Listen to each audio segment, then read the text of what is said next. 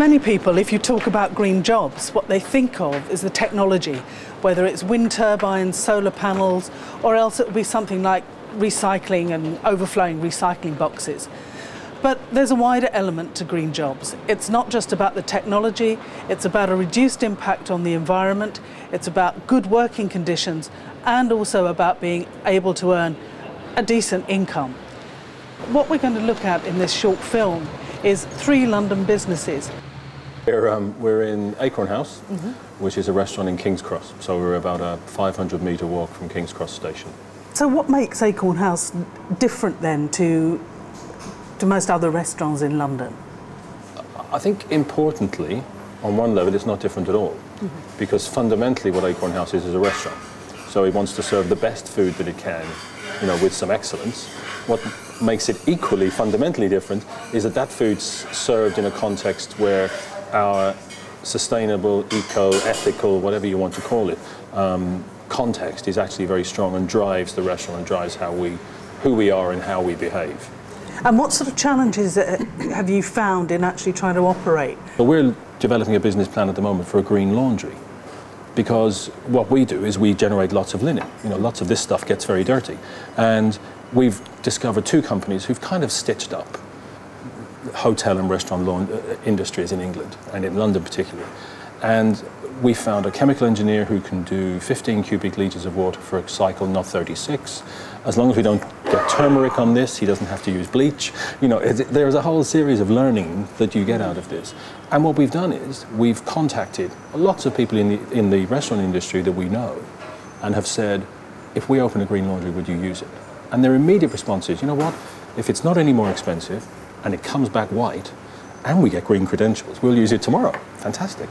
But I understand that training is also a very important part of what happens here. The issue for us, Shoreditch Trust is a charitable regeneration agency, so our focus is Shoreditch. I mean, we operate outside of it, we operate internationally, but all of our, if we make money, it comes back into investment in Shoreditch. And one of the biggest things is maximising the potential of our people, you know, be they young or old. And it's actually being able to get people into work, into the sorts of jobs that aren't dead-end things that just take them off a list and tick a box. You know, it's actually about something that gives them a future. And so having training opportunities in the restaurant was very important to us. What we were able to do very creatively was look at how you have your average sort of, you know, run-of-the-mill catering training, but then on top of that, you add a whole range of issues around sustainability, eco-politics, and how animals are, you know, slaughtered, how you do this, how you know, all this kind of stuff that the trainees absolutely love because it's completely different. So where do you see all of this being maybe in 2 years' time? The honest answer is, I don't know. I think there's still, I think green politics and you may grin wryly when I say this, but it's a bit like racism. You know, people aren't in this country mostly overtly racist anymore. They found very insidious ways to be racist, and I think it's exactly the same with green politics.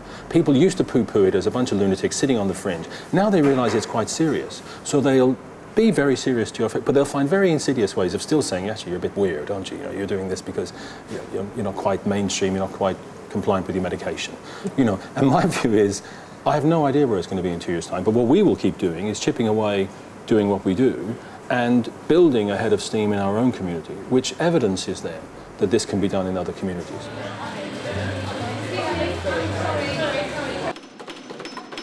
Well, we're now going to look at a very different business, the Arcola Theatre Company, which is established in Dalston in Hackney in London.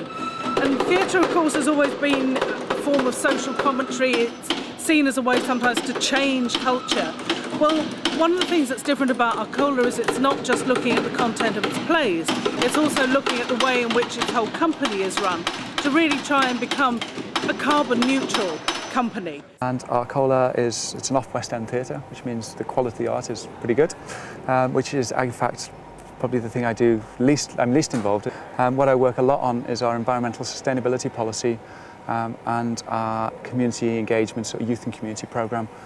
And I suppose the reason we're talking is because what we've found is that these 3 strands of work actually go together really, really well. Because of my background, my sort of formal training was in fuel cells, which is a kind of next generation energy technology. And I suppose so we've done a lot of work on using fuel cells. And actually what's really interesting about fuel cells, without going into the science of them, is that the fuel cells give you a very expensive source of power. You get power when you want it, but it's expensive. And so what it forces you then to do is look at, well, how are you using your energy? So what we've looked at is saying, okay, let's look at this new energy technology and let's look at what you're using it for. Typically, in this case, lighting.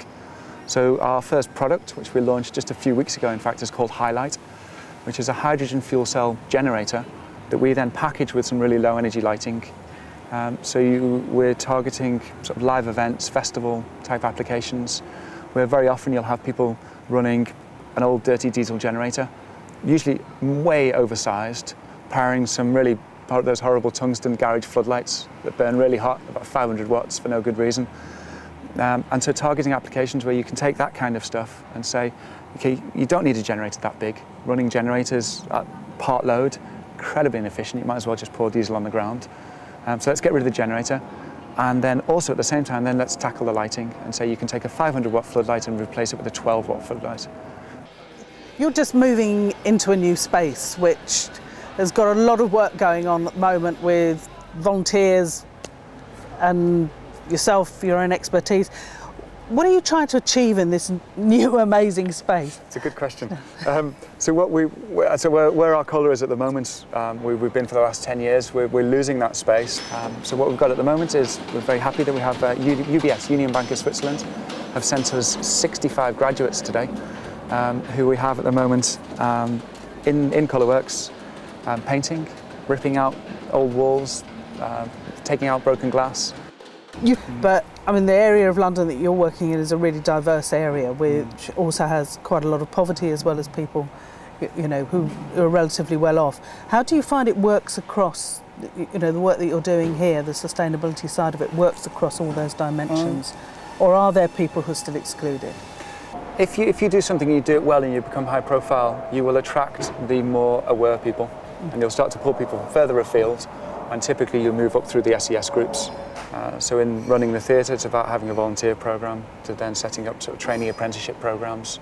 So yes, you can take your Oxbridge graduates with mum and dad to fund them for the first year, but actually there's another route in where people come in and they start earning money almost straight away. So they don't need to have that pillow behind them to be able to get into the arts.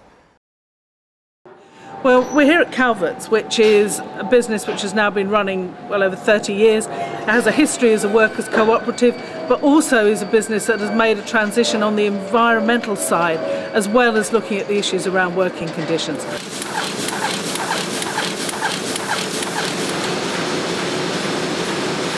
Tell us something a bit about the background to Calvert's, what makes it different? Essentially, we've traded for 33 years as a sort of radical common ownership cooperative. The other thing that probably marks us out, therefore, is the kind of clients we've worked with over the years. Everyone, you know, from the new social movements, the women's movements, various cultural movements, the green movement in the early days. Although we've always also made our money working for corporate clients and other design agencies. So the working conditions side of it, which has been is an issue, I think, for quite a lot of companies that might see themselves as having quite an environmental agenda, but don't necessarily see that as linking to working conditions. In a sense, Calvert started with working conditions. Started the other way around. So in essence, you could say that the mission of the cooperative is to provide decent jobs. You know, the essence of that was looking at the conditions of our work, our hours, what we were paid, the sort of level of what we call respect at work. It's a big issue for us that you know we treat each other with respect. We demand respect from our clients and our suppliers, but also looking at sort of the physical working conditions. So early on, we realised that some of the chemicals we were using were giving people dermatitis and breathing problems, and you know things like MEK and some of the hand cleaners were really very nasty chemicals.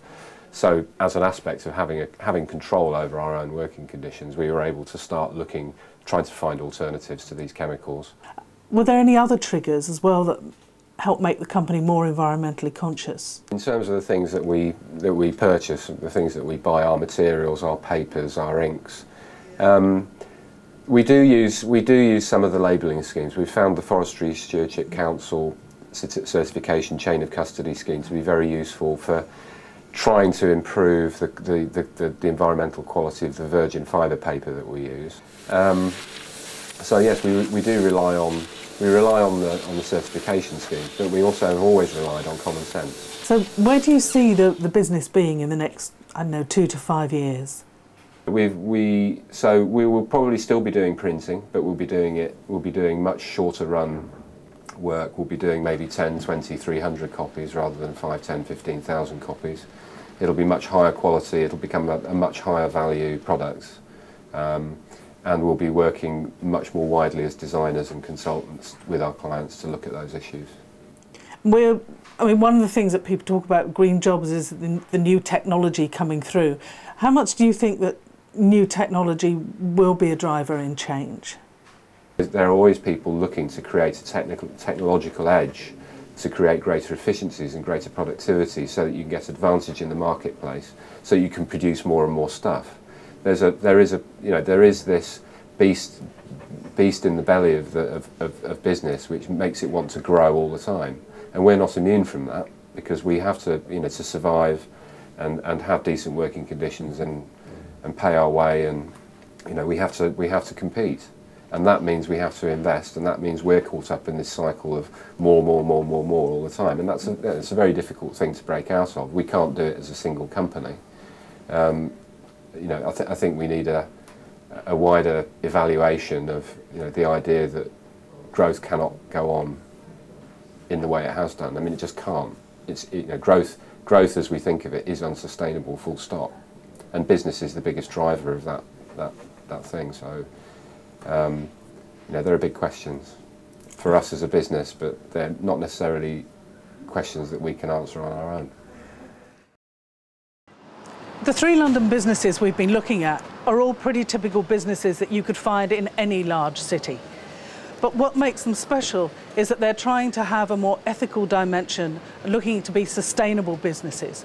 So how does all of this fit with the European Union's desire to be this low-carbon economy, this different force for the future in the EU 2020 strategy? Well, I'm with my Green colleague, Elisabeth Schroeter, who wrote the report for the Employment Committee, which has now been taken on board as parliamentary policy. Can you just tell me a little bit about your report?